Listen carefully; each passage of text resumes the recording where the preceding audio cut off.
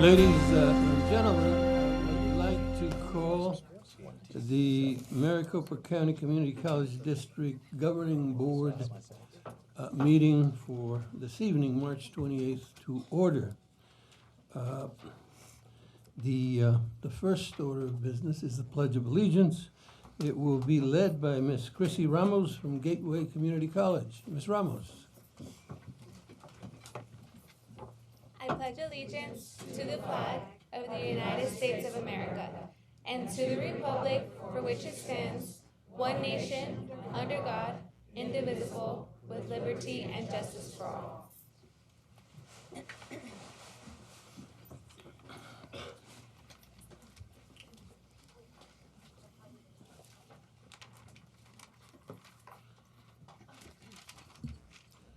Are you prepared to call the roll? The secretary will call the roll. Mrs. Haber? Here.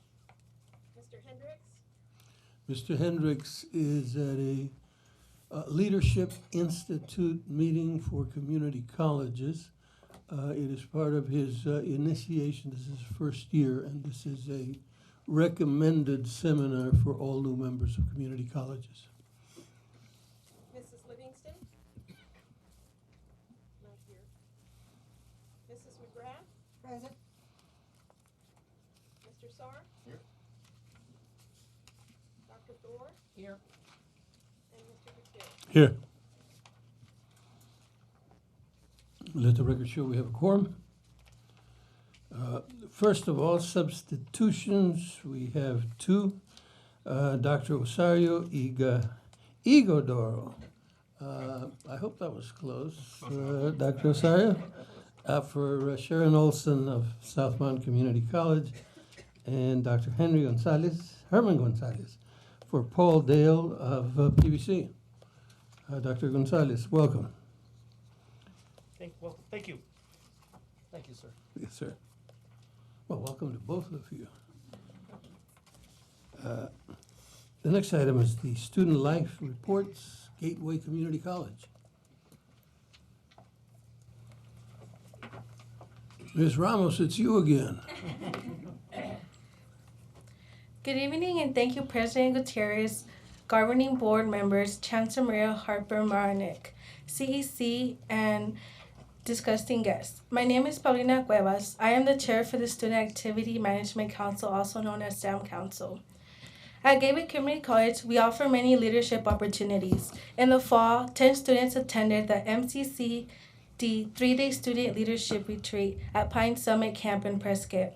We left there with an awareness on how to be an inclusive leader, how to grow our clubs on campus, and even expand our social network knowledge. In November, 24 students from Student Leadership and the Student Support Service Program took the road trip to attend the American Student Government Association Conference in Los Angeles. At the conference, we learned helpful tips to engage students in our clubs and how to make sure the clubs are successful. At the conference, we also interacted with community college students from across the nation. While in Los Angeles, we took this opportunity to visit the Museum of Tolerance. The museum gave us a better understanding of the Holocaust. We also learned about the many forms of hate that is still around. We applied this knowledge to help us better our own community at Gateway. Thank you. I am Chrissy Ramos. I am the Student Nurses Association President. Gateway offers several events and activities where students can volunteer and get involved in program planning and campus events. SAM Council hosts several activities on campus, including Pizza with Dr. Gonzalez, the Holiday Buffet, and our Geckoland Spring Fling, which is open to our staff, students, and the community. SAM Council also hosts monthly family movie night on campus where we have over 100 guests in attendance, which includes students, faculty, staff, and community members. The movies we have shown this year are The Secret Life of Pets, Finding Dory, Moana, and Sing. There are a broad range of student clubs that explore a variety of activities and interests that promote social, cultural, and academic awareness. College is about exploration, finding your passions, and having fun. In September, Gateway held a Club Expo where students got a chance to gather information about the clubs on campus and decide which one was right for them. This year, Gateway Community College clubs have been involved in many different activities. The Student Nurses Association collected supplies for children and families in Haiti. In November, they collected swabs for Be the Match to see if unrelated donors could save a life. In December, they held a pancake breakfast free to all, offering a stress-free environment before finals. Every semester, the SNA has a scrub sale where they sell lightly used scrubs for nursing students at a reasonable price. World Explorers and several other clubs participated in 90 Minutes Around the World, an international food and entertainment celebration. In April, radiology students will host X-Rays Don't Hurt. They will show our Gateway Children's Learning Center how an X-ray is performed and emphasize that there is no reason to be afraid. That's what they say about needles. Good evening, everyone. My name is Javon Taylor, and I am the Vice Chair to SAM Council. Our students are servant leaders. We have had the privilege to volunteer with the City of Phoenix Neighborhood Service Program. This program allowed our students to assist the residents who have a current blight violation to their property and are unable to correct them due to physical limitations or financial hardships. Our students help these residents by trimming low-hanging trees, cutting grass, and painting exterior surfaces. Gateway volunteers also assisted with clearing out an outdoor area in low-income housing developments. This area will now be turned into a community garden that will be maintained by the residents there. A few other volunteer opportunities include a pajama and book drive for the Pajama Project organization. This project was founded to provide pajamas and books to children who have been removed from their homes or are in shelters currently.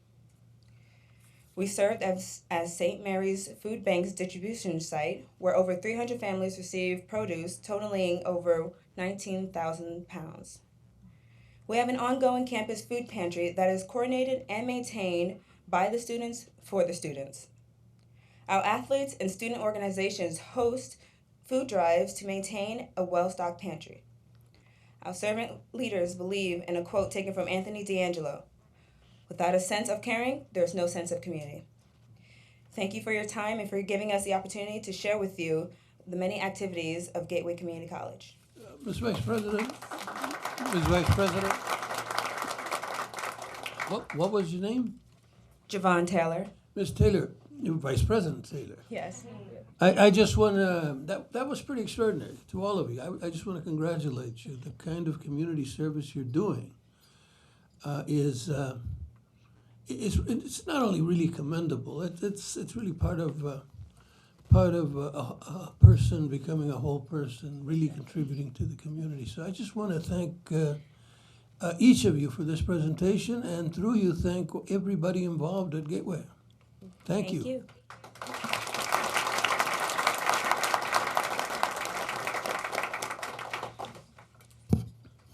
My next item shows college reports, but I have none listed. So we will go to Emeritus Awards. Dr. Guerrero. Thank you, President Gutierrez. May I approach the podium? You may.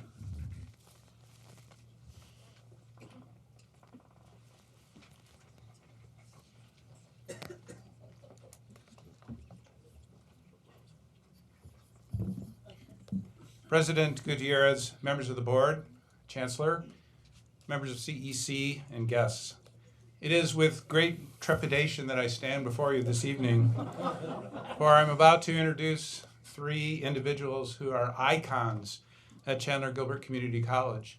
And if there's even the slightest perception of any difference, any favoritism, any embellishment that is provided to one and not the others, I will be held to account for all time and beyond. So in no particular order, random order, I would like to call to the podium Sandra Stubner.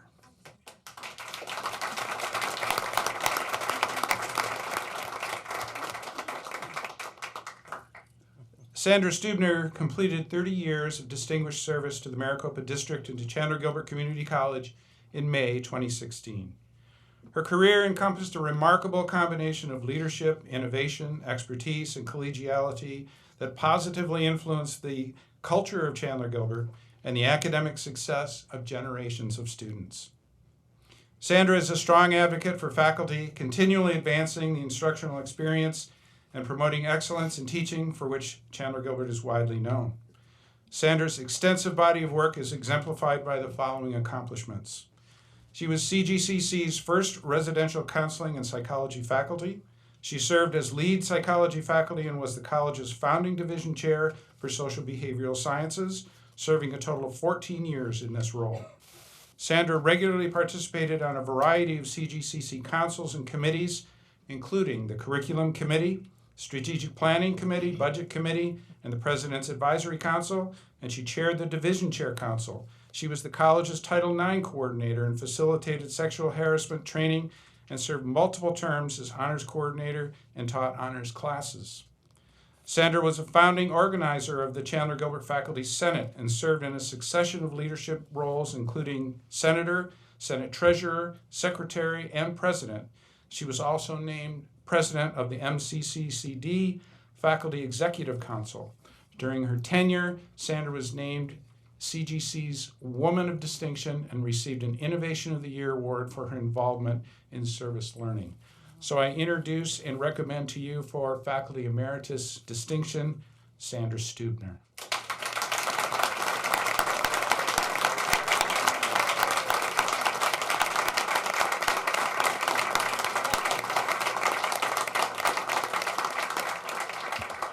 I just wanted to be clear on the sexual harassment training. It was how not to. We were trying to, help everyone with that.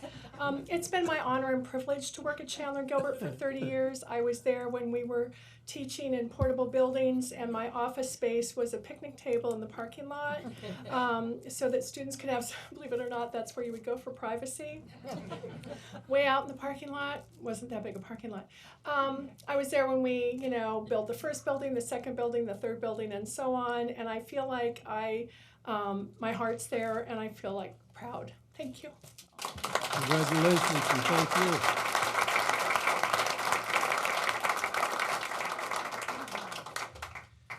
And once again, in completely random order, I'd like to now introduce to you and call to the podium Nancy Short.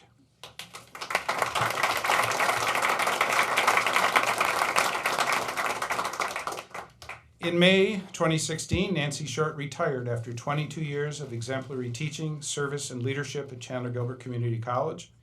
In addition to teaching economics, Nancy participated in a wide variety of college and district initiatives, councils, and committees, often serving in leadership roles.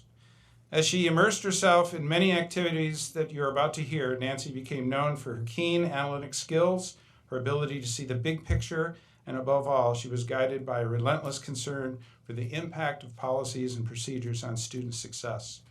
She served on the Economics Instructional Council and the Articulation Task Force for 22 years and was lead Economics ATF member from 2009 through 11. Nancy was chair of Chandler Gilbert Community College's Social and Behavioral Sciences Division, serving multiple terms between 1995 and 2001 and 2013 through 16. She was chair of the Chandler Gilbert Division Chair Council for 2 years and was the college's curriculum design facilitator and district curriculum committee representative for 14 years. Nancy was well known for her expert advice to faculty colleagues, preparing sabbatical proposals, and having served as Chandler Gilbert's faculty professional growth, sabbatical, and salary advancement rep for over 18 years. Nancy played a key role in Chandler Gilbert's initial and continuing grants of accreditation by the Higher Learning Commission. She was a member of the HLC Assessment Committee in 1995 and 96 and presented at the HLC annual meeting that year. She was the Criterion 1 Committee Chair in 2005-2006, the Quality Initiative Steering Committee member in 2014-15, and a Criterion 3 Committee member in 2015-16. From 2012 through 2014, Nancy was a member of the Maricopa Priorities Steering Committee at Chandler Gilbert, and while at the college, she served 2 years as Honors Program Coordinator, chaired 6 faculty search committees, and participated in numerous additional search committees. And in addition to her many years in the District Curriculum Committee, she was a member of the Maricopa District Minority Faculty Recruitment Committee and joined the district colleagues for Global Engagement Faculty Development in the Czech Republic in 2008. May I present to you for Faculty Emeritus distinction, Nancy Short.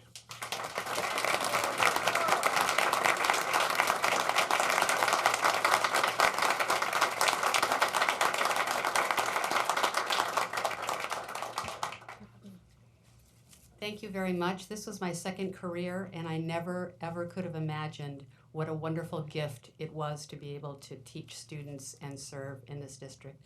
And I too, as Sandra said, I'm very proud. Thank you so much. Thank you.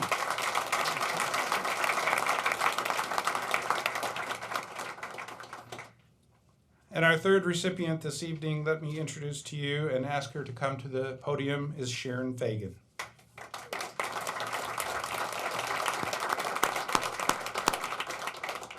After establishing herself as an outstanding classroom teacher in Mesa Public Schools, Sharon Fagan joined the English faculty in at CGCC in 1995. Over the past 27 years, her extraordinary contributions to her teaching discipline and Chandler Gilbert Community College and the Maricopa District, as well as her positive impact on students, have been and will continue to be an inspiration to all of us. Sharon is a dedicated and visionary teacher and leader, and it's not an exaggeration to say she is the personification of the art of teaching and faculty professional development at CGCC. Her extensive background and experience in educational methods, curriculum, assessment, and classroom management have shaped the teaching philosophies of thousands of students and has served as the basis of numerous faculty development and mentoring programs, enabling faculty at CGCC and throughout the district to hone their instructional skills while mastering the art of teaching. Sharon is a master teacher who has served in a wide range of leadership positions. As English faculty, she chaired the Arizona English Teachers Association statewide conference for 4 years, the Teachers for Peace conference for 3 years, and served as CGCC's first-year composition coordinator for 5 years. In 2000, Sharon co-founded CGCC's teacher education program at the Pecos campus and transitioned from English to education faculty. She went on to serve as a teacher education program coordinator for 15 years and chaired the Maricopa District Teacher Education Instructional Council for 3 years. Her involvement in the Instructional Council included organizing and presenting district-wide teacher education dialogue days for 4 years, and she brought wide recognition to CGCC's teacher education program by organizing and hosting many annual meetings of the Santan Education and Advisory Council, and through long-standing service learning projects at Humphrey Elementary, which is CGCC's adopted school. And annual events for our Humphrey students in which Sharon played a key role included Dr. Seuss's birthday, Book of Joy Jamboree, Celebration of Culture, and Diversity Day. As if all this program and disciplinary related leadership were not enough, Sharon somehow made time for a central role in the following college activities. She served CGCC and the district as a faculty development coordinator for 10 years. She established the college's new faculty orientation and mentorship program in 1996 and continued to improve the program by introducing and co-directing CGCC's professional learning community, the Network for Excellence, for 5 years, and through the recent addition of Peer Assistance and Review Mentorship Program, which she coordinated for 3 years. Sharon helped establish the formal structure and processes for CGCC's assessment of student learning outcomes and chaired the Outcomes Committee for 3 years. When it comes to teaching, developing future teachers, and advancing the art and science of teaching, you could say that Sharon has done it all. Her commitment to excellence and continuous improvement is obvious to all who have known and worked with her, and her spirit of service and tireless dedication to students lives on in the classrooms and the hallways of Chandler Gilbert. Sharon?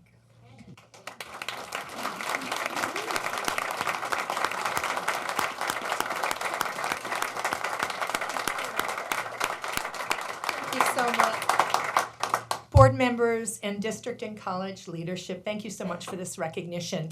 I don't know anything about the art of teaching. I just know I work really hard at the science of teaching, which is a love of mine. I often say to people that I am a better person and a smarter person because I am an educator. And I am so grateful and proud I'm so grateful of the part that Maricopa and particularly my home college, Chandler Gilbert, has played in that. Thank you so much. Thank you, President Gutierrez. Thank you, Dr. Guerrero. Dr. Gaylor. Yes. Thank you. May I approach the podium? Yes, ma'am. Treasurer?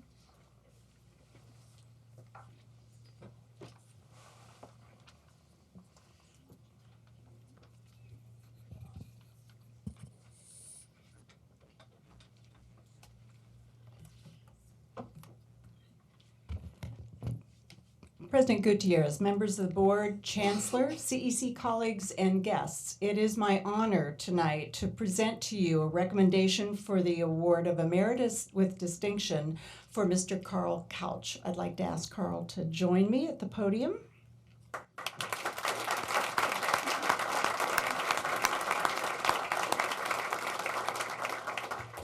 I could speak the entire evening about Carl, but I won't. So I will read from my remarks. Carl Couch began his Maricopa journey as a Scottsdale Community College student in 1987. Carl served Maricopa as an internal auditor before coming to SCC as the manager of College Business Office in 1999. In 2000, he was the director of administration in student services, and in 2004 became the dean of administrative services, which was later expanded to be a vice president of administrative services. As a presidential finalist in 2008, I first met Carl at dinner in Anchorage, Alaska, and as he served as a tri-chair of my hiring committee. From our first conversation till today, I have known Carl to be a man of vision, seeing in our beautiful college a potential setting for the very best of learning spaces. Last month, our governing board approved SCC's Cloud Song project, the final building project for the Scottsdale Community College. Excuse me. That project completes our facilities master plan. And while the plan is a document formed by many hands and much talent, that plan carried out Carl's vision for an inspiring, well-designed, and well-built campus, clearly reflecting our stewardship of the land of our Salt River Pima Maricopa Indian community host and a focus on student learning experience. Along with Dr. Art Decabooter, Carl shepherded SCC through many years and many changes. As any budget guy worth his salt, Carl's fiduciary responsibility usually yielded a "no, we can't do that" as his first response. This earned him the nickname of Mr. Sunshine. But veteran and even newcomer artichokes always knew that Carl respected a good idea, well presented, and would find a way to support as long as it clearly served students. Students' welfare and enabling the very best in our teaching and learning environment, those were his highest aims.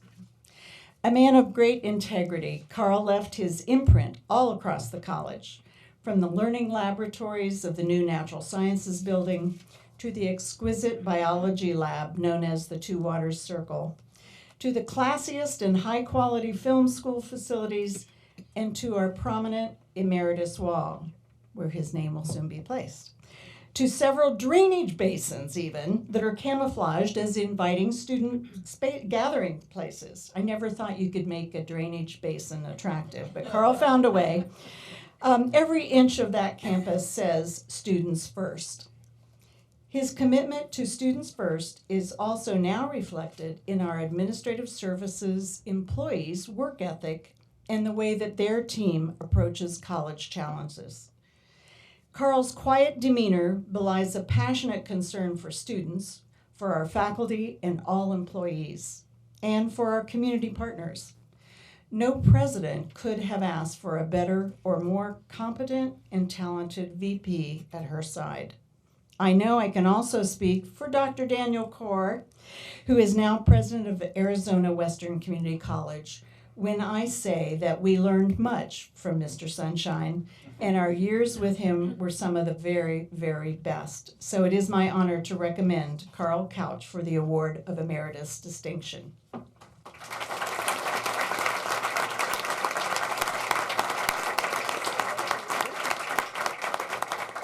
Thank you very much, Dr. Gaylor, and yeah, I'm glad we hired you, and it worked out well. Yeah, thank you. And really, as a long-serving employee of the college, just as our colleagues from Chandler Gilbert have expressed, one of the greatest attributes of getting to work within the system like Maricopa is that you get to work with the very best. And from Art Decabooter to Jan Gaylor, Daniel Kaur, I've been so fortunate to work with so many talented and creative people who didn't really take no personally, but oftentimes would convince me that it could be no but. So thank you very much.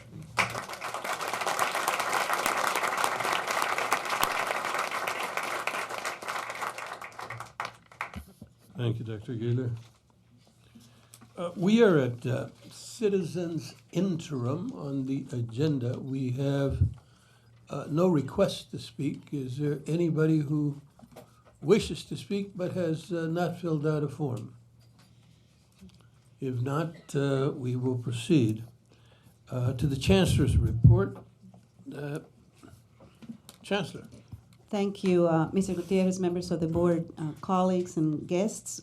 We have two presentations tonight, and the first presentation will be an update on the work of the Transformation Task Force. So I will ask Darcy Renfro to approach the podium and provide a brief update on the work that we have accomplished since last month. Thank you. President Gutierrez, members of the board, Dr. Harper-Marinick, and members of CEC, I'm Darcy Renfro, Chief of Staff to the Chancellor, and currently managing the work of the Ad Hoc Transformation Task Force, created in early February in response to the governing board resolution for the Chancellor to present a plan for the transformation.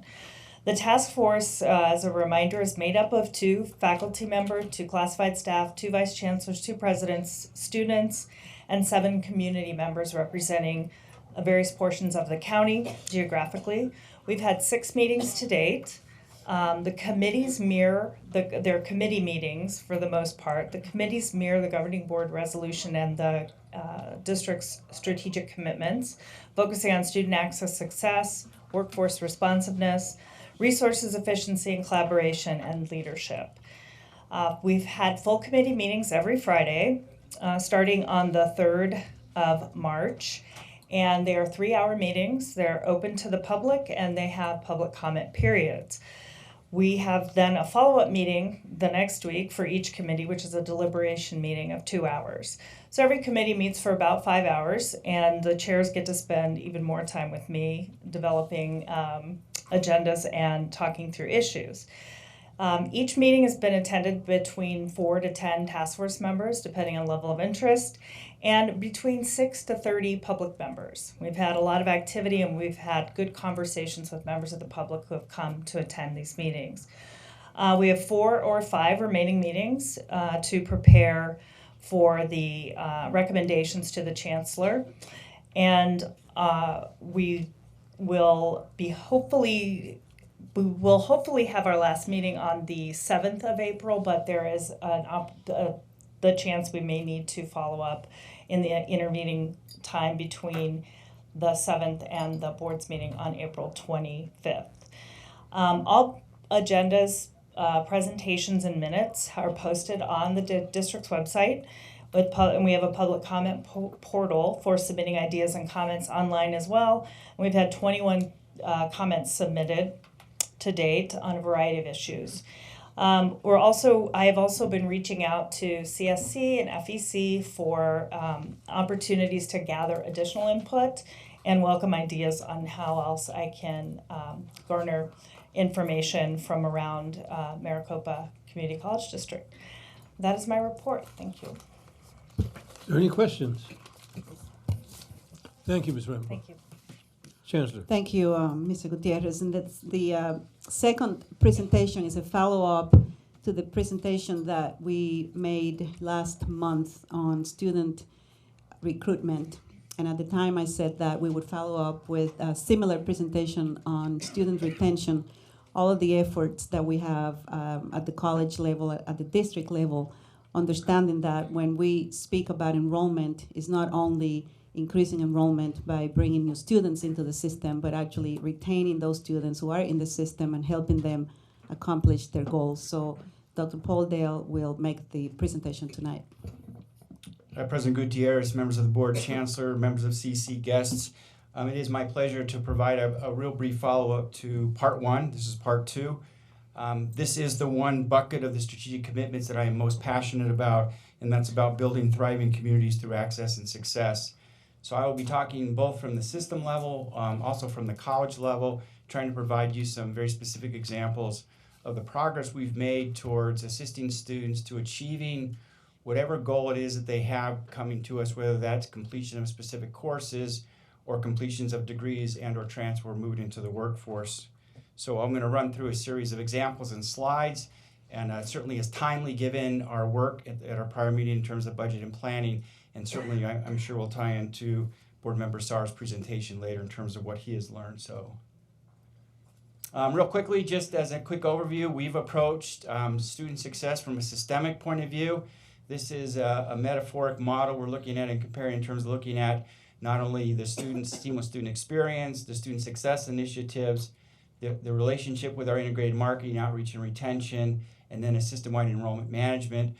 What I might also highlight is that all this with the ultimate outcome of active and engaged learning, which leads towards success and persistence. So again, a way just to look at it from a very systemic point of view, in that it's not one particular strategy or approach, but it's integrated approach to the retention strategies. So I'm going to walk you through some of the history, and again, we talked about this a little bit earlier, and some of the things that the Maricopa Community Colleges were doing as what I would describe as early adopters. So again, as we talked about earlier, one of the things that we started back in 2013 was this whole notion about presenting a student success initiative pathway. And here are some examples of how we've manifested that on each of our campuses in terms of personalize it to the unique culture and background as it relates to our orientation and engagement process.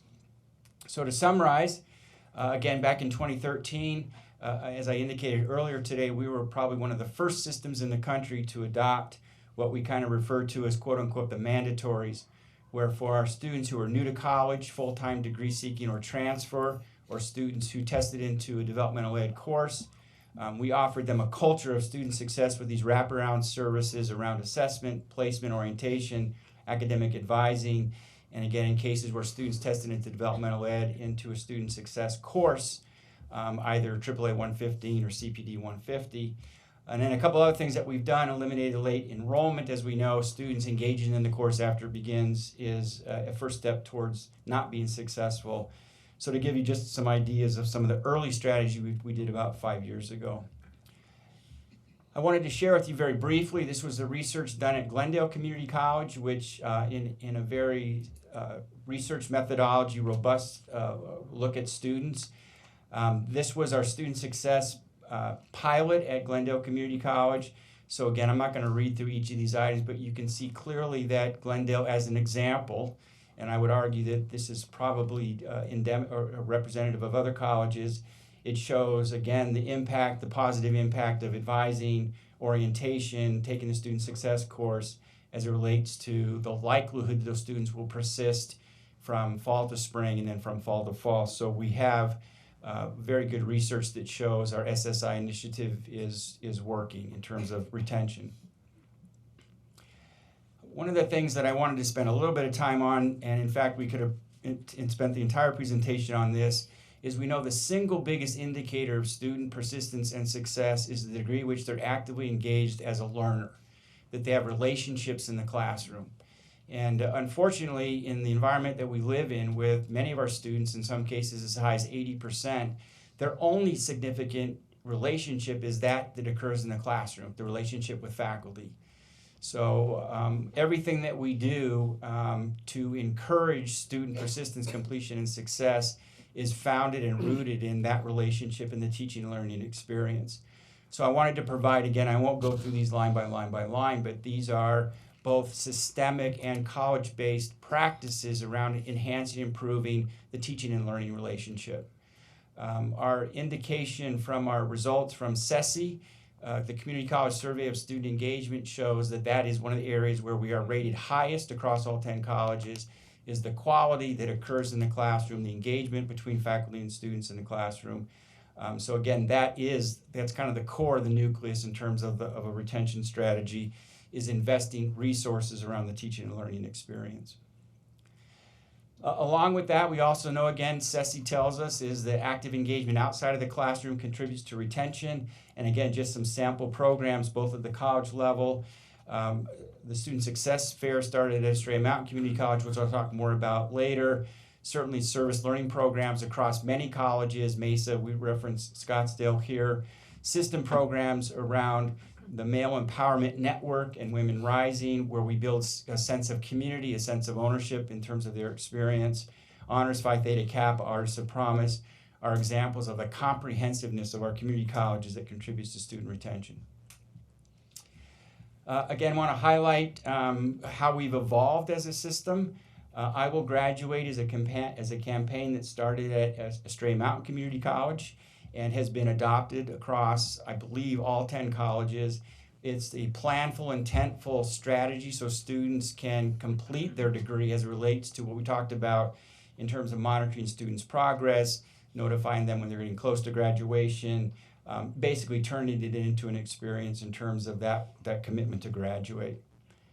And then you can see that this has been, to a certain degree, branded at each of our 10 colleges in terms of how we kind of tell our story with our mascots in terms of scaling it up across all 10 colleges. So what this has led to, some very promising results. Again, this is basically the cohort is all students that are new to the institution. You can see both in full, total, and part-time students, you've seen what I would argue is marked improvement in the area of fall-to-fall retention, which is an indicator or a metric around students that are most likely going to be degree seeking or transfer seeking. So again, improvements in both full and part-time students. And then again, as we talked about during our board monitoring report, we've also seen increase in college level course success, which is a C or better, both with our new student cohort and all students in terms of an improvement over the last number of cohorts. So both our systemic and our college efforts are in fact making a difference in terms of student success. And then lastly, I wanted to leave you with, again, we talked about this a little bit earlier, we are moving as a system in a comprehensive and integrated fashion to move into what we're calling a guided pathway framework. And that framework is articulated both by the AACC Pathways Project and in the book, as we talked about earlier, Redesigning America's Community Colleges. And I wanted to kind of put in a very simple format when we talk about pathways. This is really what we're talking about. Clarifying the paths, that's degree mapping, identifying the opportunities for students, helping students get on a path, helping students stay on their path, and then again, as I indicated earlier, which is perhaps most important, is ensure that students are learning. So the opportunity to look at degree mapping, to introduce an e-tool to support this, to look at predictive analytics as we look at steps along that pathway, is a commitment that the colleges are making to really scale up the whole notion of radically improving our numbers as it relates to persistence, completion, and success. And then lastly, I wanted again to tie this back into, these are the metrics tied to, again, the first bucket, if you will, of our strategic commitments. And all of our work around the colleges are being mapped back to these specific metrics and outcomes around persistence, completion, and retention. So with that, I'd be happy to respond to any questions or comments. Questions, comments? Thank you very much, Dr. Dell. You're welcome. Mr. Gutierrez, if I may? Indeed. Just wanted to use the opportunity to say thank you to all of the college presidents, administration, the faculty, and all of the staff at the colleges, because those changes have not occurred by accident. A lot of intentional work has been done, and I want to publicly acknowledge that it does matter what you do in the classroom and outside of the classroom. Also, that we look forward to opportunities to engage the board in conversations about specific strategies that we're using to support our students and improve their retention and success. Thank you. Thank you, Chancellor. The next item on the agenda is the President's report, the Board President's report. I would like to call on Mr. Dana for our presentation. May I take a few minutes to approach the... Indeed. But you only get 30 seconds. You don't need a few minutes.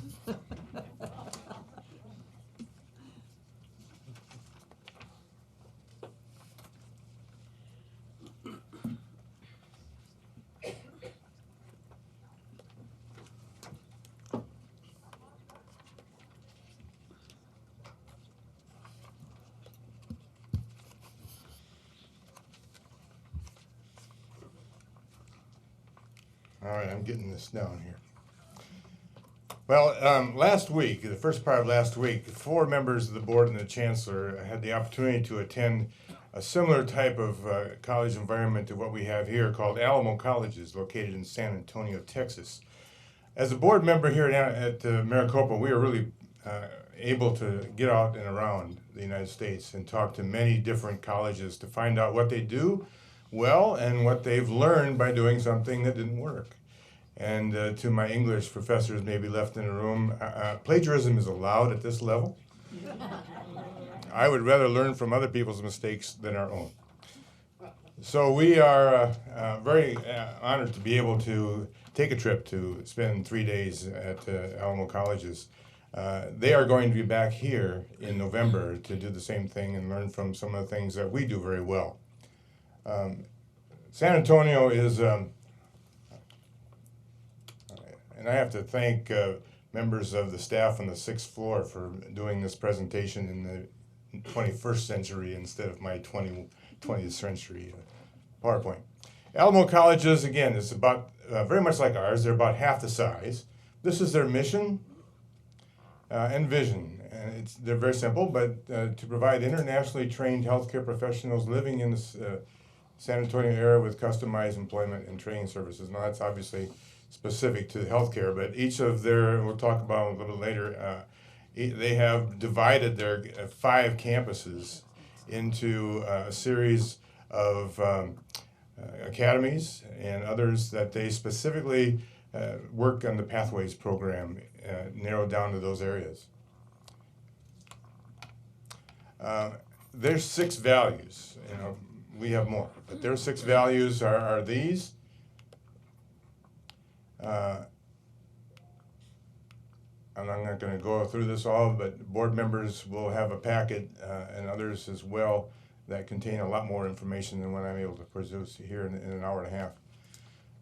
I'm just kidding, by the way.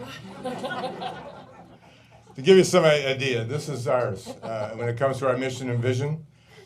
They were able to memorize theirs. I don't know too many people and staff members here that could memorize ours. If you do, it's commendable. We have 13 values, I believe it is. I'll just go briefly through those. You notice they had very specific values, 6 of them altogether. We, for many centuries, have had these values, and it's been discussed many times as to whether or not they're still relevant in today's world. So that is on our agenda to look at those again. A little bit of facts about Alamo Colleges. They have 5 independently accredited colleges. We have 10 independently accredited colleges. Their total enrollment is 83,493, roughly about half the size of ours right now. They have 6,100 employees. Their budget is just over $500 million. And looking at their credit, per credit tuition is $86, exactly the same as ours. I have to say that they do have a different fee structure than we have. Besides the typical class fees, they also have fees that every student has to pay every semester that are fairly substantial. So they've been able to supplement their abilities through additional fees that the students have to pay. This is their student body, 61% Hispanic, 25% white, 8% African American. Those are very similar within reason to us. They have more females than males.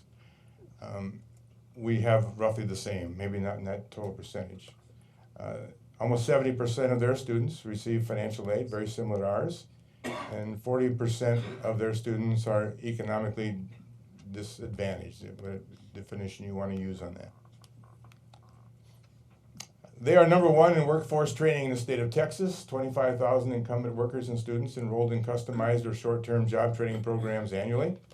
Their job training partnerships with such companies as Toyota Texas, Backspace, CPS Energy, which would be APS in our situation, Mission Solar, Boeing, Holt Caterpillar, and others, the largest recipient of Skills Development Fund grants in the state at $51 million.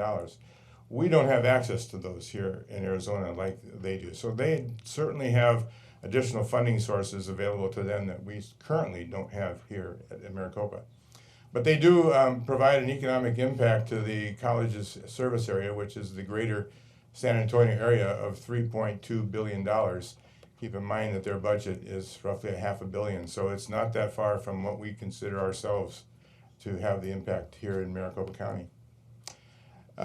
This, as I get, is a lot of stuff on a piece of paper, but that's their point. This is their strategic plan on one sheet of paper. Now, there's a backup to this with more detail. But their staff and their community have had this in front of them for quite some time now, and it is working. If you can read some of these numbers, we'll go into some detail on some of these. But they have 6 strategic priorities and strategies: completion, Alamo Advise, Alamo Institutes, Alamo Enroll, Dual Credit, and Quality are their 6 basic strategies. And then their metrics or measures of success you'll see there. In the top, you'll notice WIG. They use that a lot. It's called Wildly Important Goals, or a WIG. Their baseline for completion, which means degrees and certificates issued, started back in about 14, I believe, at 6,000. They project next year to have 12,500. That's a substantial, we'll go into that a little later, that's a substantial improvement. What did we bring back? We looked at 5 basic things. We could have gone, like I said, 2.5 hours here and everything we learned. But these 5 things we all felt were very important. Administrative and governance styles, a little bit different than ours. Institutes and academies, the summer momentum plan, we'll talk a little bit about that. Recruitment tools that they've generated, and of course the graduation and completion improvement plan. In terms of administrative governance and so forth, we are a policy governance board. We have 4 outcomes that we hold the chancellor for improvement, along with the limitations that the chancellor has to work within. Their situation, the board has identified 13 challenges, charges that their chancellor is required to make progress on.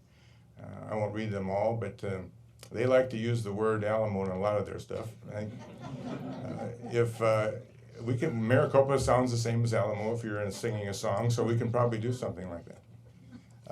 We'll go into some of these in greater detail, but their board was very definitive in each of these as to what they wanted to see as a result in each of these. And they also understand the need for funding.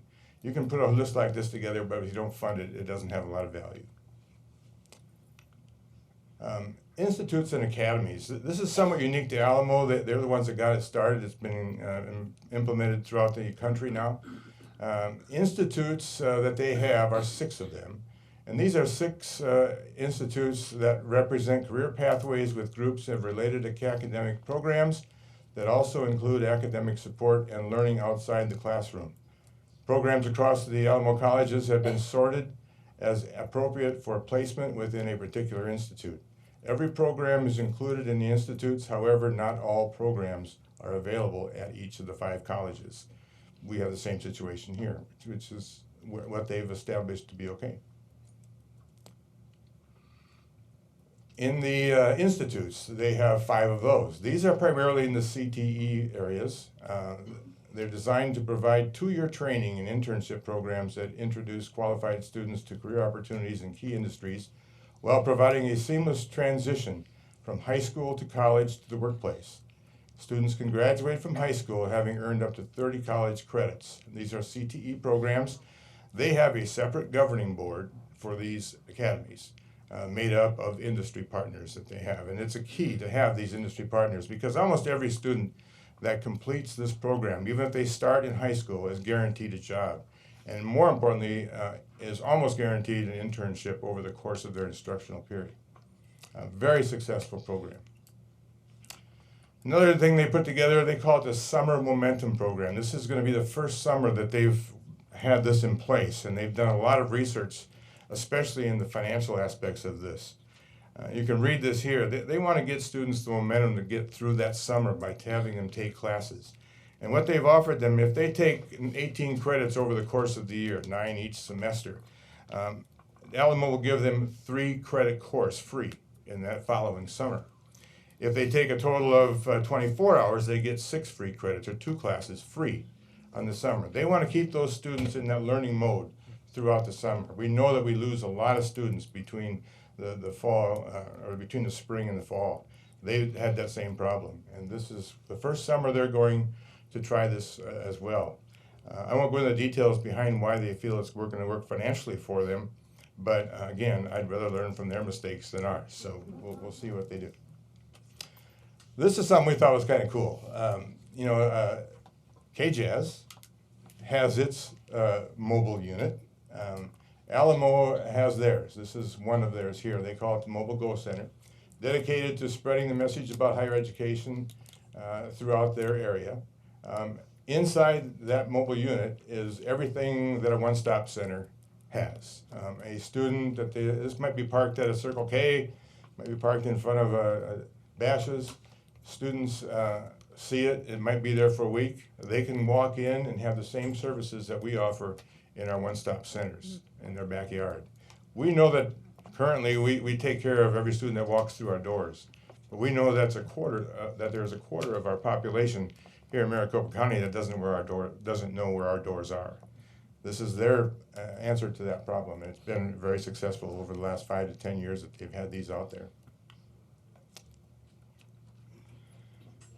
This is another one of those full-page ones coming up here. They call it My Map for Success, and it's part of their graduation and completion improvement plan. Yeah, I agree, it's very messy. But I gotta tell you, they do really well. If you spend a lot of time on these charts, you really get an idea of what they're trying to accomplish. What Paul was saying earlier is incorporated in here as well.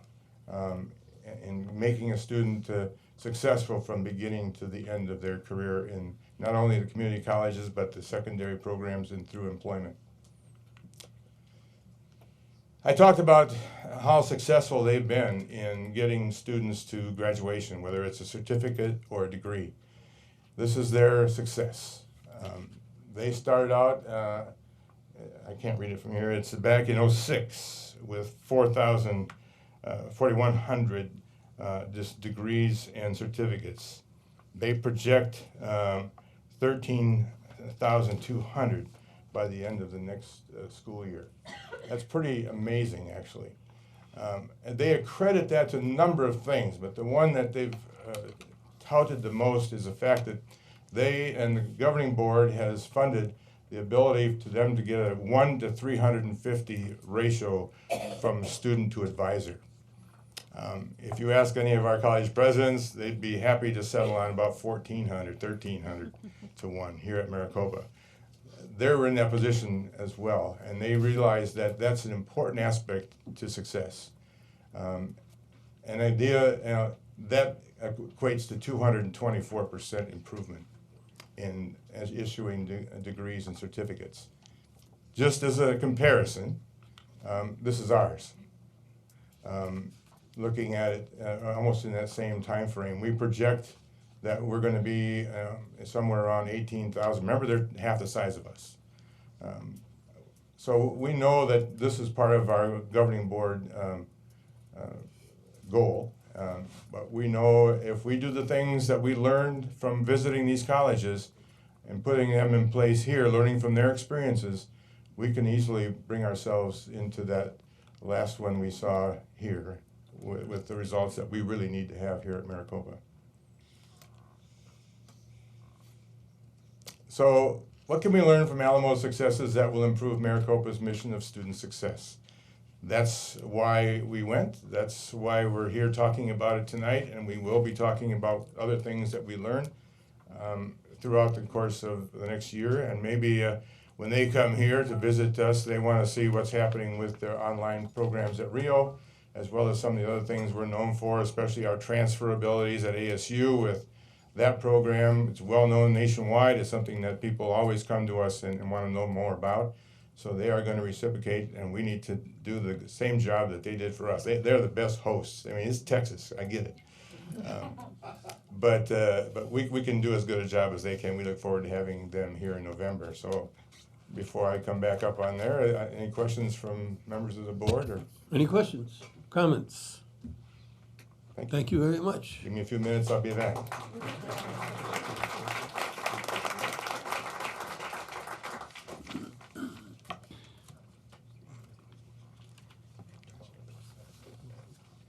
Mr. Gutierrez. Yes, ma'am. I did want to make one comment. Push your button. On? I did want to make one comment. There are many strategies that they're using to significantly increase the number of certificates and degrees that are awarded. But one of the things that they are doing is automatic awarding of degrees. And we've talked about that, but haven't yet implemented, and I hope that that is something that we're working on. The other thing I would note is that we of course have been suffering from declining enrollment for a number of years. They have precisely the opposite problem rather. They are growing in each of their colleges. So obviously the explanation that somehow the economy and coming out of the economy is the cause of that probably isn't. Probably won't hold water. Recruitment and marketing might be more relevant. But anyway, it is interesting. We are now moved to approval of the order of the agenda. Is there a motion to approve? I motion to approve. Is there a second? Second. Discussion. If not, all those in favor signify by saying aye. Aye. Opposed? No. Does consideration of the consent agenda, does anyone wish to remove any items from the consent agenda? Mr. Chair, I move approval of the consent agenda as presented. You've heard that motion. Is there a second? I second it. It's been moved and seconded. Discussion? If not, all those in favor signify by saying aye. Aye. Opposed? The motion passes. Consideration of non-consent items. Item 13.1 and 13.2 are related to each other. Chancellor, we'll take them up together. That would be great. Thank you. Thank you, Mr. Gutierrez, members of the board. Items 13.1 and 13.2 are two parts of the same work to make changes to the developmental education board outcomes in terms of policy language. So as we have done in the past, when we make changes to policy, we present the existing language and ask for the board to take action on the deletion of that language, and that is item 13.1. And then 13.2, we present to the board for consideration and approval the proposed new language. Both of those items are related to developmental education. You've heard the explanation. Let us take up item 13.1 first. Is there a motion? Mr. Chair, I propose that we delete existing governing board policy 1.3, developmental education. You've heard that motion. All those, is there a second? Second. You've heard that motion. Is there any discussion? If not, all those in favor signify by saying aye. Aye. All those opposed. Item 13.2. Mr. Chair, I propose that we implement the new language in governing board policy 1.3, developmental education. You've heard the motion. Is there a second? I second it. It's been moved and seconded. Any discussion? If not, all those in favor signify by saying aye. Aye. Opposed? Motion carries. 14.1, approved curriculum. This item was on the consent agenda during agenda review as a consequence of questions regarding the carpentry training program. It was removed from agenda review. Dr. Dale, would you care to comment? Mr. Gutierrez, members of the board, I've asked President Gonzalez to respond related. These are curricular issues at Gateway Community College. I believe you also received a written response from Chancellor Harper-Marinick earlier, but Dr. Gonzalez can provide a verbal affirmation of the findings of your questions. President Gonzalez. Yes, President Gutierrez, members of the board. If I may, I would like to invite up Dr. Ana Lopez, who provides leadership to our apprenticeship programs, that has the expertise over the area, that may be able to answer any additional questions that you might have that have stemmed from the information that's been provided to you via the email from our chancellor. Dr. Lopez. Welcome. Thank you. Is there any questions of Dr. Lopez? Ms. McGrath. Thank you, Mr. President, Ms. Lopez. It says on the prerequisites for 16 of these classes that are all in the status of carpentry, registered apprentice status with Central Arizona Carpenters Joint Apprenticeship Training Committee or permission of apprenticeship coordinator. This sounds to me like you have to join the Carpenters Union in order to attend these classes or receive a waiver from the instructor, who I'm assuming is employed by the union. Is that correct? What's going on here? Why are we having union training classes at our school? They do not have to have prior membership with the Carpenters Union. What has happened in this apprenticeship program, Gateway Community College is the partner that provides the academic training.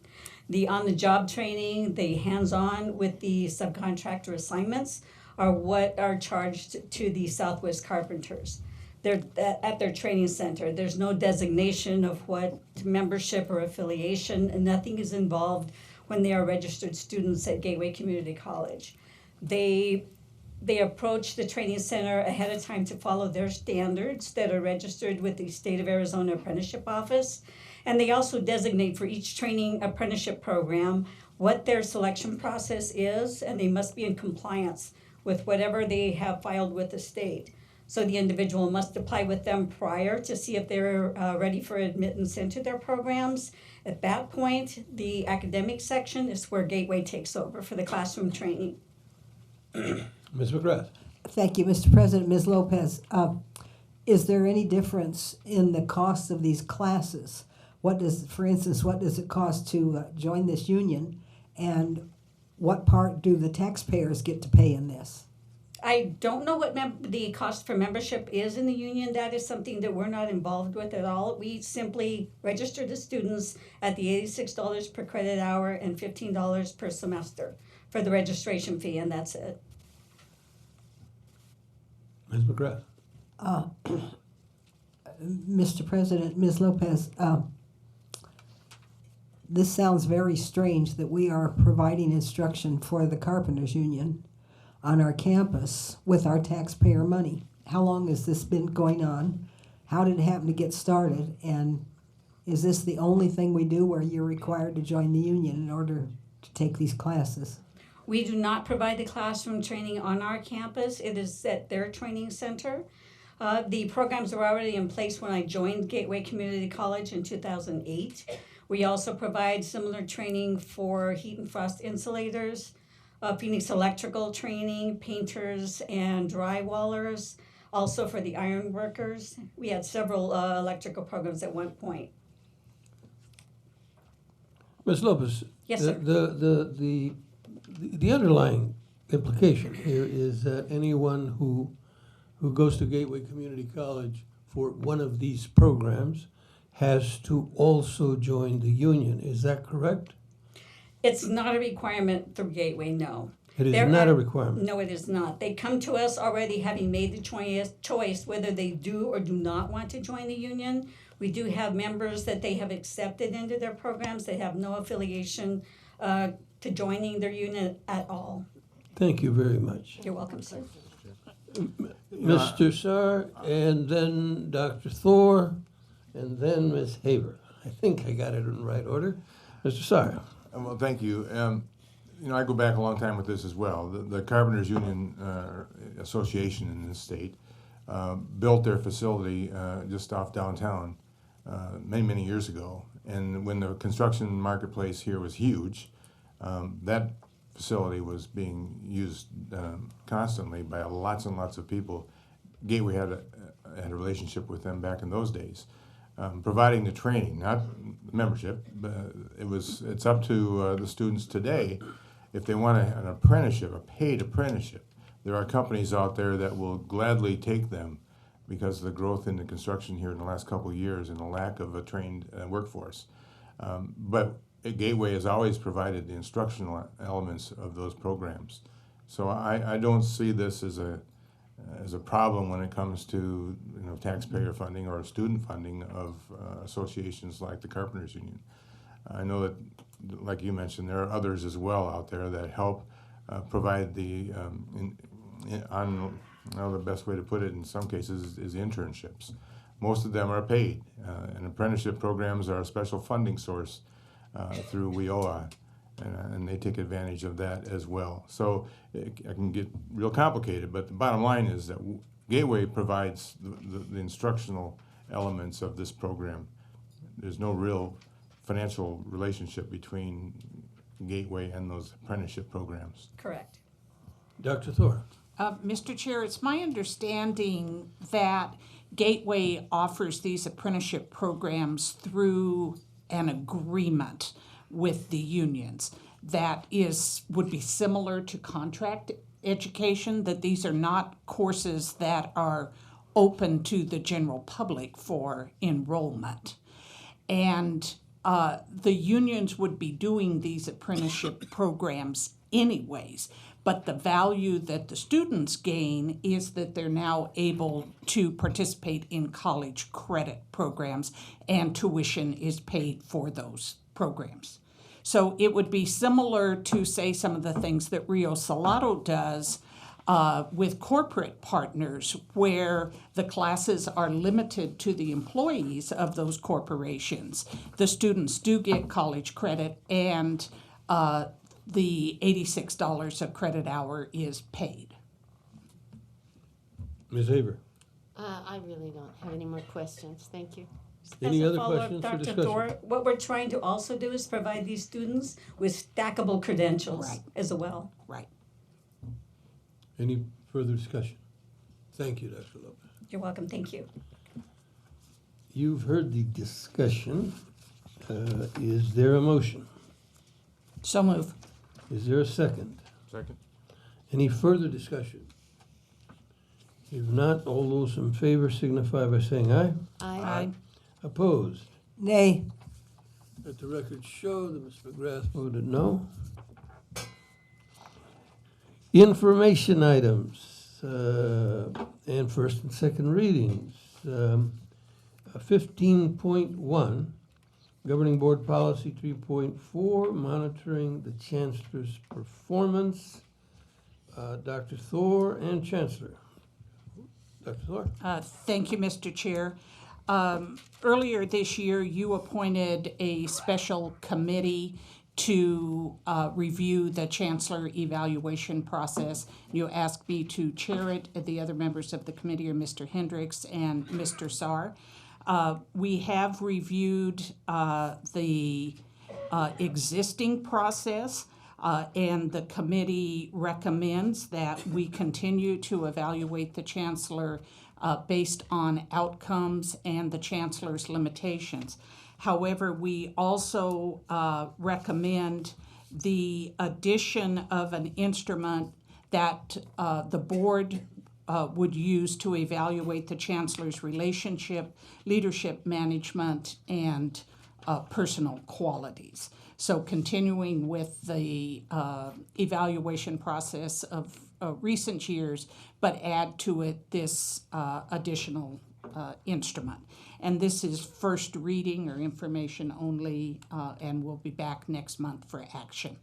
Let me point out that that is 15.1 and 15.2. As earlier, one is the deletion of certain language, and the other is the introduction of new language. That is a first reading item. Chancellor, do you have any comments? Mr. Gutierrez, members of the board, I do not only to thank the chair of the committee, Dr. Thor, Mr. Saar, and Mr. Hendricks, because they were very inclusive of me in that process to make sure that it was clear to me how the evaluation would be conducted, and I appreciate that. Thank you. Any further discussion? Yes. Ms. McGrath. Thank you. I'm just a little bit bothered by this because the Chancellor signed a contract with us with specific terms of her employment. And I'm wondering if this is perhaps an abrogation of her employment contract, and if her employment lawyer doesn't care for it, if we would be in trouble on down the line. And I don't understand why we've changed performance guidelines for the Chancellor after we've already signed an employment contract with her. Dr. Thor. Mr. Chair and Mrs. McGrath, the committee did review the Chancellor's contract. And the Chancellor's contract does allow for the board to add an additional instrument. And as the Chancellor indicated, she did have an opportunity to participate with us in reviewing the additional instrument. And not to speak for her, but I believe that it will be a very helpful and useful document to her. She was able to participate, but she does not have a vote as she's not a board member, correct? That's correct. Thank you. I still am not very excited about it. Further discussion? If not, Human Resources, review of employments. Vice Chancellor.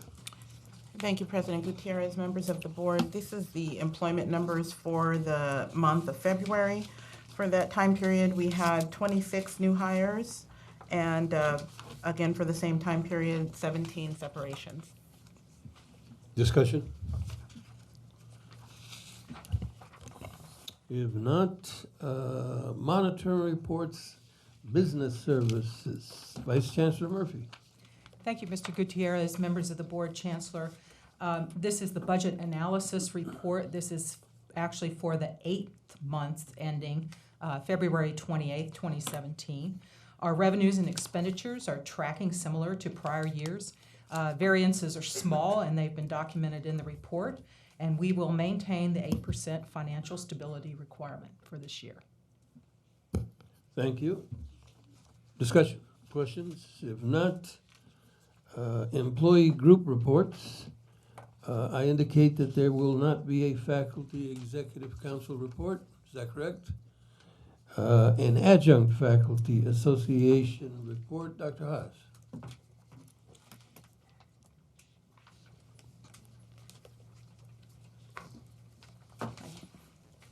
President Gutierrez, members of the board, Dr. Harper-Marinick, members of CEC and guests, I am Patricia Gale Haas, the Adjunct Faculty Association President. This seems a good evening to brag a little bit about Chandler Gilbert and what they're doing for adjuncts. making us more effective instructors. I started being an adjunct at Chandler Gilbert, so I'm a little bit partial. But last week the adjuncts had their 5th, I think if I counted correctly, semester dinner with the president, and this is now a tradition. And the school provides a light supper, and then adjuncts enjoy meeting other adjuncts. The important part of this dinner is the Q&A with Dr. Guerrero and with Vice President of Academic Affairs, Dr. Sylvia Orr, during which the adjuncts can ask anything. This session usually turns into explanations of why things work the way they do, and also about future projections for the school. This is a very valuable time for leadership too, to learn what's on the mind of the adjuncts.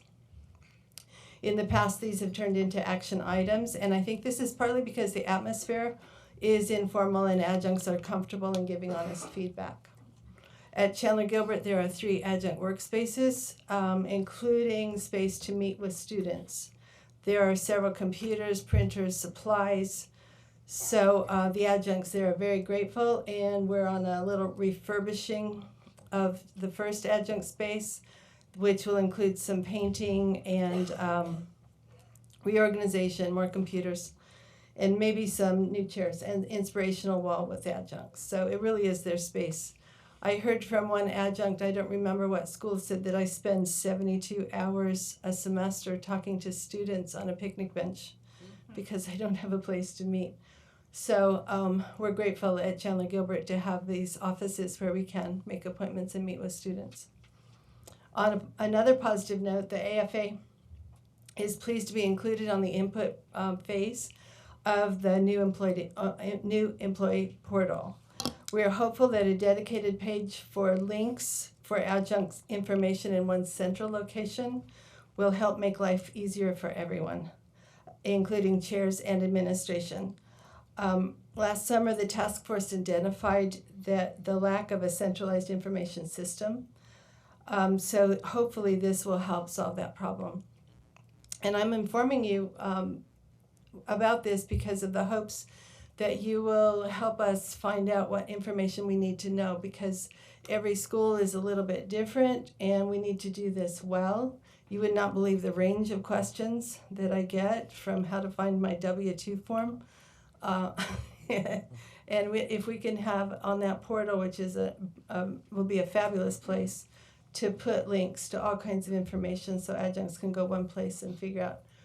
We have more problems figuring out what question to ask than looking for the answers. So I think that's going to help a lot, and I'm hoping for collaboration from the stakeholders in helping to design that really well, and I'm really grateful that it's going to happen. So thank you for your support of adjuncts. Thank you, Dr. Hart. The employee and constituent group report. Ms. Chris Bliss.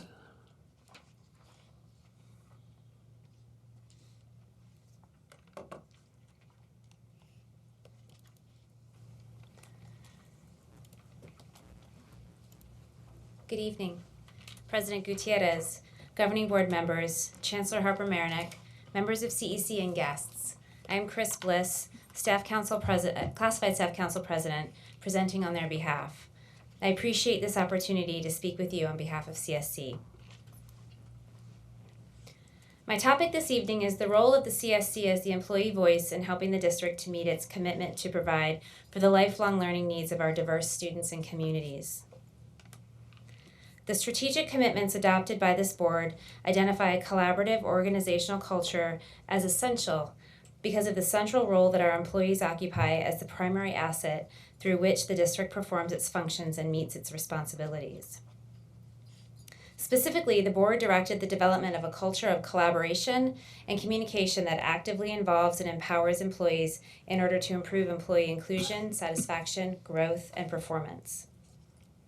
The board reiterated this commitment at its meeting last month in adopting its resolution regarding the board's monitoring and stewardship responsibilities. In that resolution, it noted that the collaboration to which the district has previously committed is actually an accreditation requirement, as well as a best practice in engaging the district's workforce to support its mission.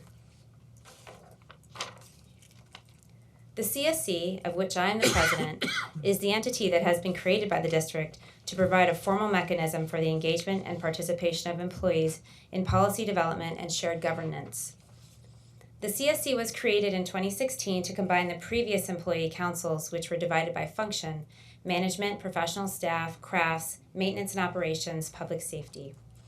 Representatives of those councils and of the Human Resources Division came together with the assistance of a professional facilitator to design the new council and draft its constitution and bylaws, which set out the responsibilities and functioning of the CSC. Then, once the employees had elected representatives to serve on the CSC, those representatives reviewed, revised, and ratified the draft constitution. It is that constitution that sets forth my responsibilities as an elected member and president of the Classified Staff Council, and that brings me here today. That constitution tells me that my job is to represent and advocate for the classified employee interests throughout the district. I wish that I could do that job by coming here each month and telling you about the hard work and accomplishments of our classified staff, which are numerous and worthy of mention. I am proud of the commitment that the classified staff have to our students, our communities, and each other, and I know that you would be too. And I would be able to spend my time with you on that topic if the system of employee engagement was functioning as intended. I wouldn't need to talk with you directly about policy development because along with creating the CSC last year, we also recreated a special and long-standing committee comprised of CSC representatives and administration representatives that was specifically tasked with providing a forum for CSC and administration to seek agreement about policy development. Unfortunately, everything is not working as it should, and that means that my obligations as CSC president require that I share with you what is not currently working. It was in that spirit that I came to you last month to express serious concerns about the deterioration of the CSC's working relationship with District Human Resources and about our concerns that the signatures of employee representatives have been copied and pasted onto a document that those representatives did not sign. I did not make the decision to come to you lightly, but out of a sincere belief that the relationship had deteriorated to such an extent that raising these issues with the governing board was the only way to fulfill my responsibilities as CSC president. I knew that I did so at significant personal risk. Even though the information that I shared at the last meeting was protected under our state's whistleblower law, that did not necessarily mean that I would be immune from attempts at retaliation or from criticism. I appreciate this board's willingness to listen to the CSC's concerns and to direct the chancellor to appoint an independent investigator to look into the document issue that we raised with you. As you can imagine, I heard many responses to my presentation last month. And I can tell you that many staff, many of whom work on the front lines with students directly, have told me that they have had growing concerns about the culture that exists within Maricopa, and that they have been afraid of reprisals if they brought concerns to light. And they thanked me for being willing to speak up for them. I have received many random hugs from staff I barely knew. These are the people that I'm representing. But I could not represent them without your willingness to listen to me as their representative and your commitment to creating an open forum for honest feedback regarding Maricopa's strengths and weaknesses, and I appreciate that very much. Not all of the reaction to last month's presentation was positive. The Chancellor met with the CSC officers on March 1st, 2017, the day after I spoke to the board. Although I wasn't able to be present, the Chancellor told the officers that she did not have to meet with us each month, despite that practice being an essential component of our ability to do our jobs as representatives of the classified staff. She also accused us of lying to the board because she believed I implied during my February report that CSC had gone to the Chancellor several times about the apparent MOU forgery. As clearly indicated in my written statement and the recorded video, I never made any such assertion or implication, and clearly you do not believe that I did. Directing the Chancellor as you did on March 7th to hire an independent investigator would not have been appropriate in that case. Most troublingly and of more immediate concern, the Vice Chancellor of Human Resources came to the next meeting of the Collaborative Policy Development Committee on March 9th to tell the committee that the administration does not negotiate with employees and that the administration may unilaterally change the terms of the staff policy manual without ratification by employee representatives. The Vice Chancellor's statements directly contradict reality, and such statements invite correction. For many years, employee groups have participated in the collaborative policy development process, and that process has always been one where agreement was sought between employees and administration to ensure the best policy was adopted and employee buy-in engagement was maximized. I'm sure Dr. Thor, the Chancellor, and other longtime Maricopans would attest to this simple fact. What is even harder to understand is how the Vice Chancellor believes she can assert this when CSC and its predecessor groups have ratified policies during the time she has been Vice Chancellor.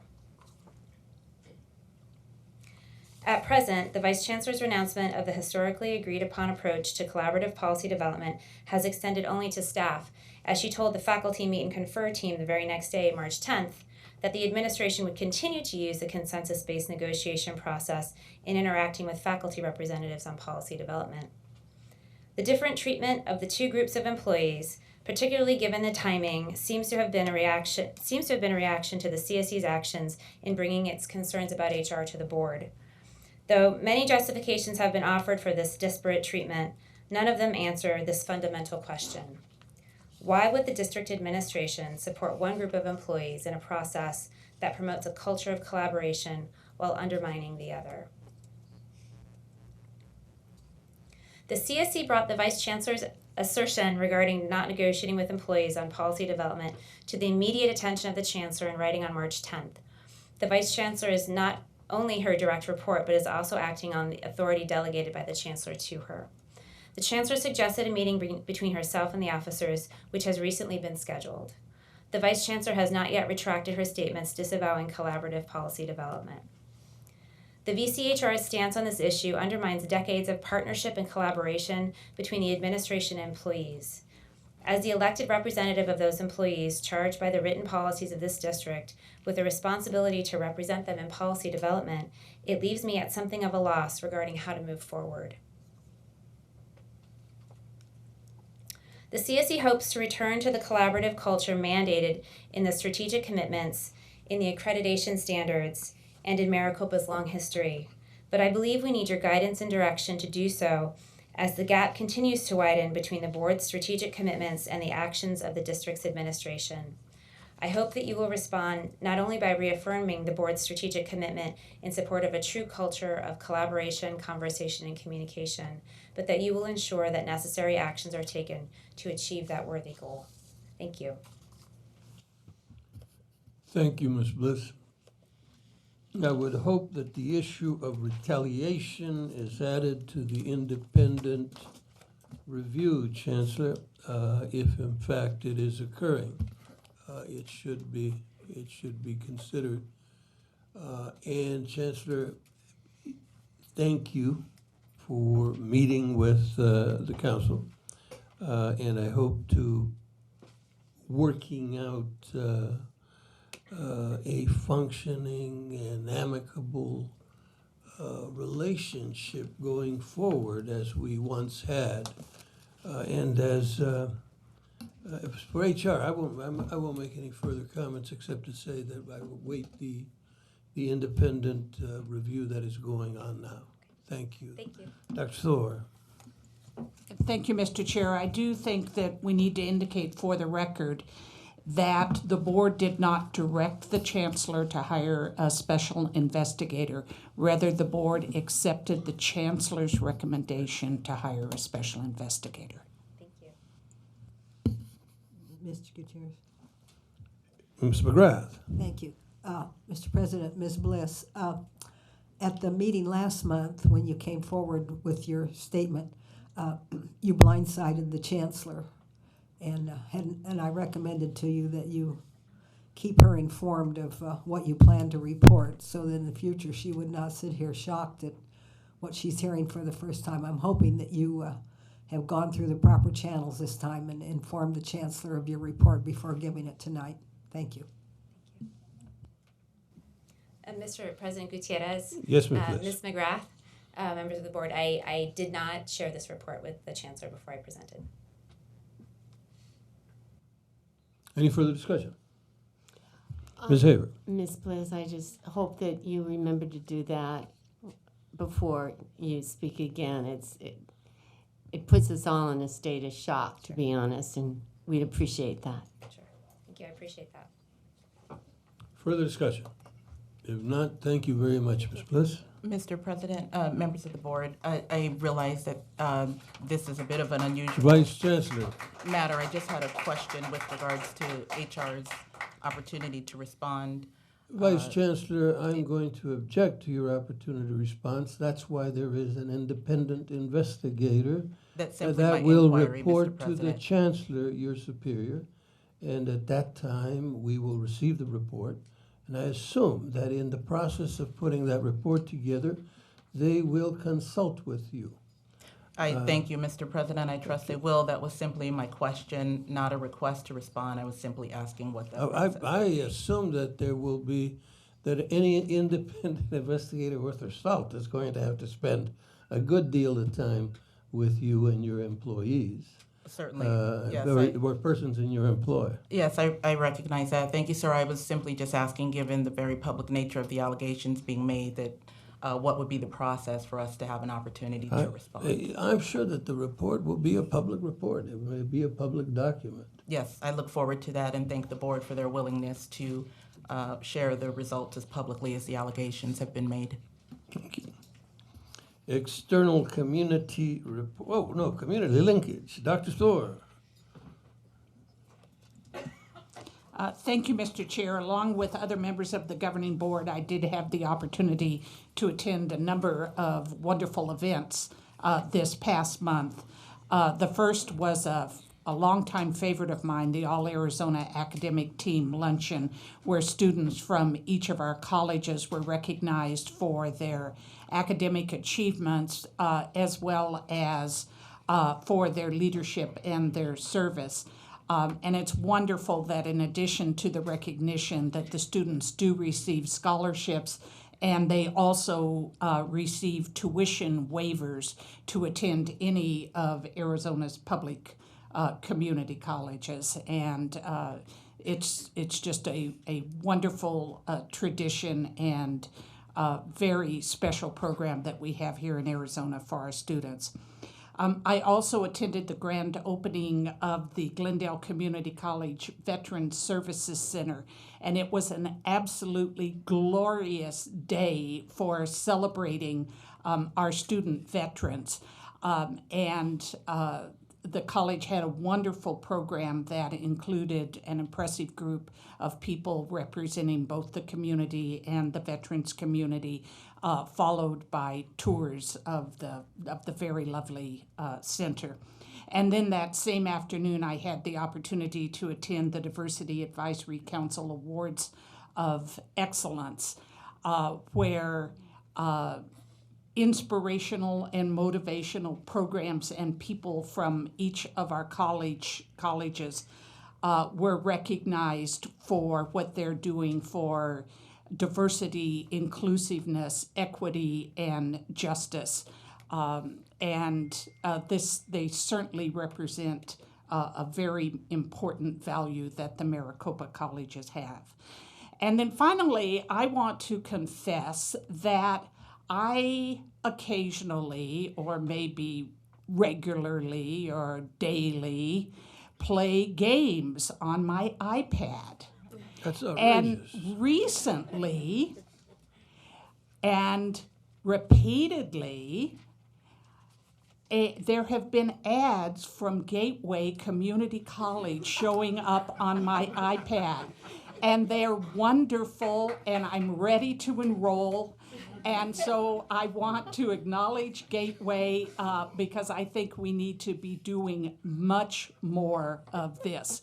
In fact, normally I would look away when the ads pop up, but I've watched it every time it's come through. So congratulations, it's really very well done. Gonzalez is just trying to get your vote. Ms. Haber. Well, I will try to make this short. I attended the same events as Dr. Thor. I went to the Alamo to see the Alamo colleges, and I think what impressed me above all else was the WIG expression, wildly important goal, and that they choose one goal and everybody sticks to it, even the payroll department, as they explained to us. So I thought that was very, very interesting. I enjoyed the time there. I learned a great deal.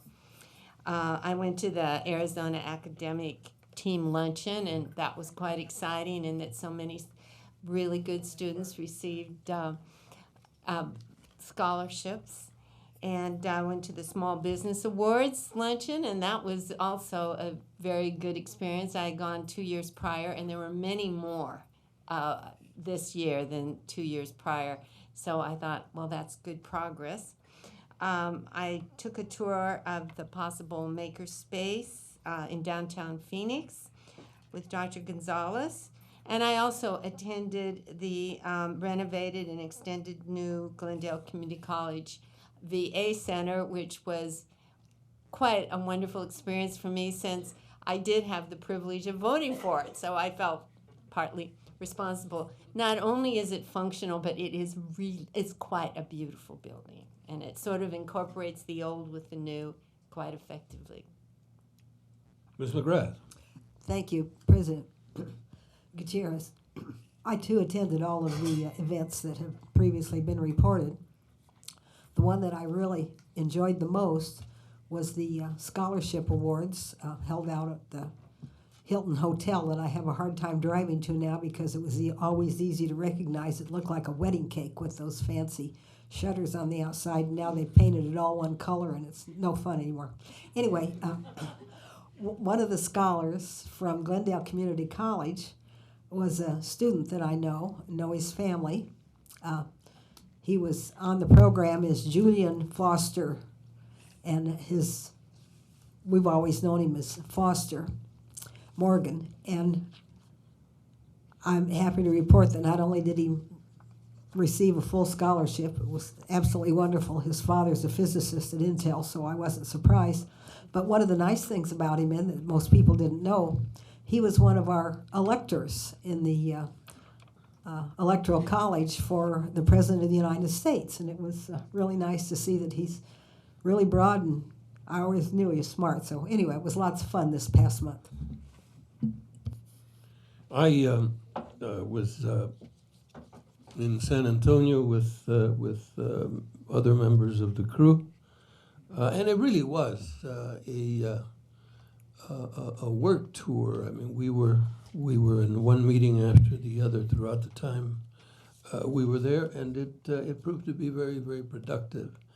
I was, of course, at the veterans. I'm the sole veteran on this board, and so there's a certain brotherhood, sisterhood.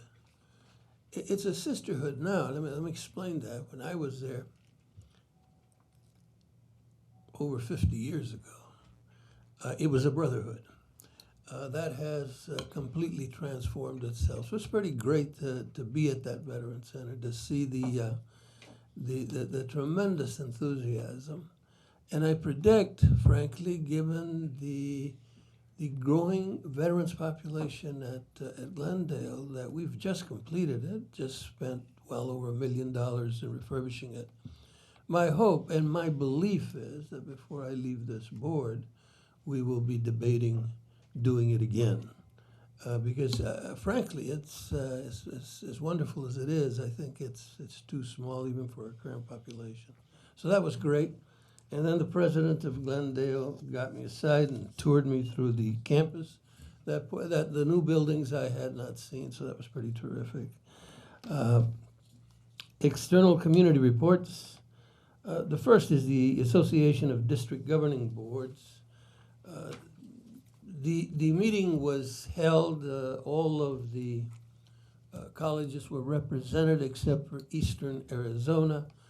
The discussion was creating a single strategy for having a legislative plan and for funding that. That is, for each of us beginning to fund a major public relations as well as legislative plan. We empowered or authorized a organization, a lobbying and campaign organization, to prepare that plan and bring it back to us at our May meeting.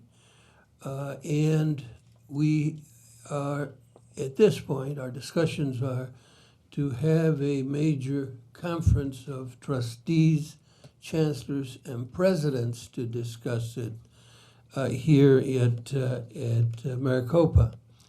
It is a dramatic break with how we've done things in the past. But it is, I believe, necessary if community colleges, not only the two urban colleges, but rural colleges are going to thrive in this state.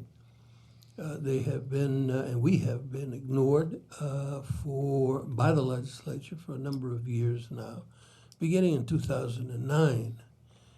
It is a process that can't go on if we want healthy and thriving community colleges throughout this state. So it is the first step to this sort of major campaign, and that will take place in May. ASBA and ACCT, Mr. Sarr. Well, this is the legislative season, and ASBA has been informing us of all the related bills and actions taken at the Capitol over this last couple of months, and will be the case over the next few months as well. If you have not seen what they put out every month, let me know, and I can get you on that list. The American Association of Community College Trustees is a national organization, and they likewise are working on our behalf at the national level and the Congress as well. There's always something interesting happening in DC these days, and they keep us informed of those activities that are pertinent to the community college districts in the United States. Look forward to getting that almost every day. Thank you, Mr. Sarr. The establishment of next meeting dates, times, and places. I'm going to read these because it is the tradition to waste time.